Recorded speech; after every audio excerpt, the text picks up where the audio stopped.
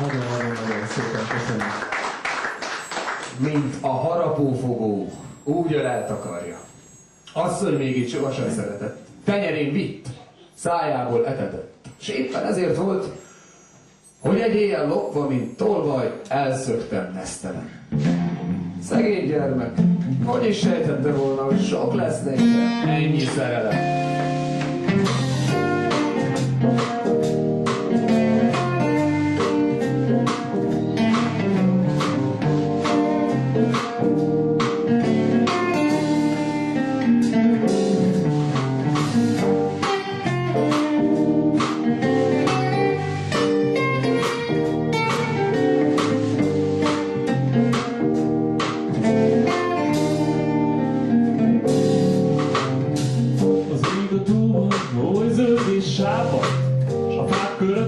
Fejlehajtva állnak, mint keresztfalján a Márián. A nap leszáll túl a nádason, s hozzá varja fenn az ágason.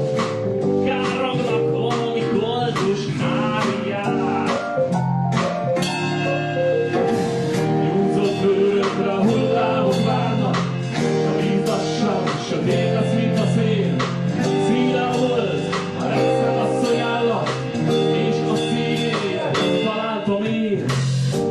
Napon találtam itt reája, időn a nap, izzadtalan pofája, zsíros seg feküdt a víz fölött. Egy volt felhősen, volt a buja hégen, s François Villon már nagyon régen, nem hegedült két asszony láb között.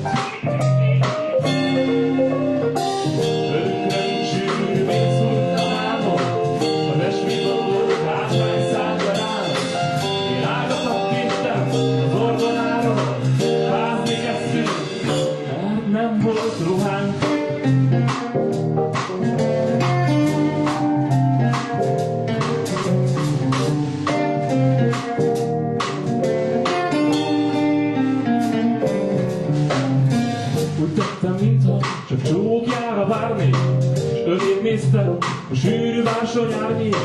Egész köldökéig nőtt a szőr. És rejtve benne, mint legjobban szerettem, hogy éljen, hogy mindig soká kerestem. Azt hittem néha, már a prász kitört. Izzadtam, ő volt, én kihaláltam. Családba estünk, és kilelt a dél. De higgyétek meg, hogyha megtaláltam, ez több volt nékünk, mint nép ünnepé. Elég az hozzá, hogy így összebújva feküdtünk, és akkor ő fülembe súgta, hogy kéz hasában már a gyermekünk. Úgy bőgött, mint egy újszülött az édes, pedig nem volt egészen 14 éves, s nem tudta még, hogy ilyenkor mit teszünk. Természetes, hogy kézből kontázott, rohadt pofátokból minden morál.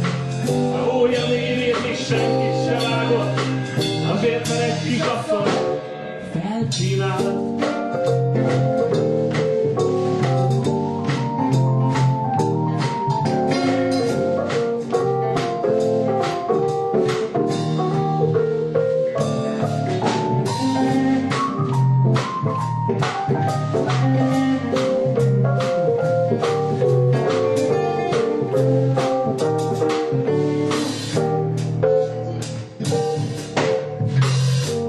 Úgy volt tovább, hogy ég a nyárnak, nem is lett vége, s egy szép vasárnap a hűtlen macska Brúdul ott hagyott.